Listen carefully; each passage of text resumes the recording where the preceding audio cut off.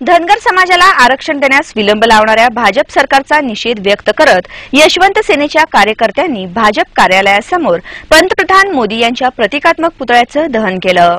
भाजप सरकारनं सत्तेत येण्यापूर्वी धनगर समाजाची मतं मिळवण्यासाठी अनेक घोषणा केल्या।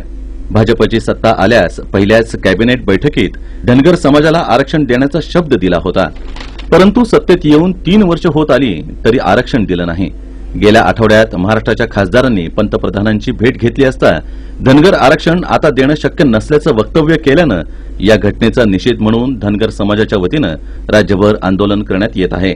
धनगर समाजाला आरक्षण नाकारणाऱ्या भाजप सरकारचा निषेध व्यक्त करत यशवंत सेनेचे जिल्हाध्यक्ष स्वप्नील हुक्के यांच्या नेतृत्वाखाली सिव्हिल चौकातील भाजप कार्यालयाबाहेर पंतप्रधान नरेंद्र मोदी यांचा पुतळा जाळून जोरदार घोषणाबाजी करण्यात आली।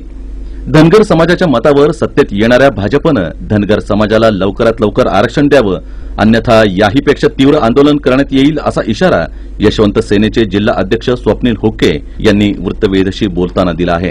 डॉक्टर बाबासाहेब आंबेडकरांनी जे आदर्शवत संविधान असं भारताला दिलं, पण सध्याचे पंतप्रधान नरेंद्र मोदी साहेब यांनी परवा दिवशी खासदारांच्या बैठकीमध्ये धनगर समाजाला आरक्षण देता येणार नाही असं वक्तव्य करून आमच्या धनगर समाजाच्या भावना दुखावलेल्या आहेत आणि याचे तीव्र पडसाद राज्यभर उमटणार आहेत।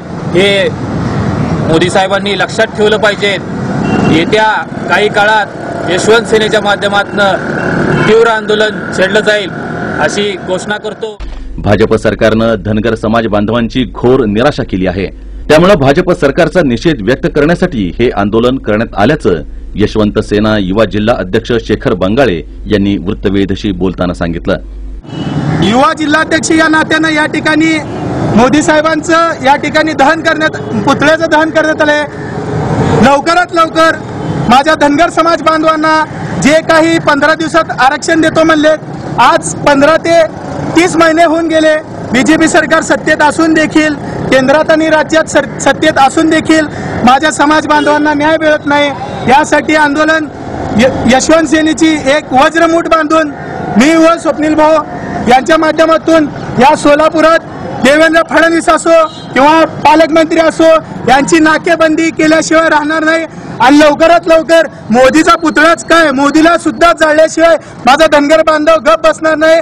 जय हिंद, जय महाराष्ट्र। या आंदोलनावेळी शरणू हांडे, नागनाथ पाटील, अनिल घोडके, लक्कप्पा नवले, आनंद बरगुंडे यांच्यासह यशवंत सेनेचे कार्यकर्ते मोठ्या संख्येनं उपस्थित होते।